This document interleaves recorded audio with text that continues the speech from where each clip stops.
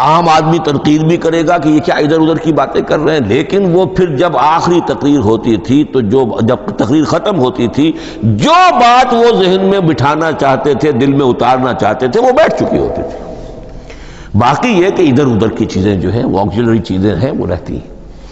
یہ ہیں 6 اوصاف خطبات کے، اور قرآن مجید کے اندر بھی یہ اوصاف کم و بیش موجود ہیں۔ قرآن کا اسلوب خطبے کا ہے۔ اب اگلی بحث پر آئیے، قرآن مجید کی ترکیب اور تقسیم، سنتھیسس اور ڈویژنز۔ اب اس میں سمجھیے کہ کلام جو ہے اللہ کا کلام ہے، کلام مرکب ہوتا ہے کلمات سے، کلمات حروف سے بنتے ہیں۔ عربی زبان کے حروف 28 یا 29 ہیں۔ الف اور حمزہ کو ایک ہی مانیں گے تو 28 رہ جائیں گے، الف علیحدہ حمزہ علیحدہ تو 29 ہو جائیں گے۔ یہ حروف جڑتے ہیں، لفظ بنتے ہیں۔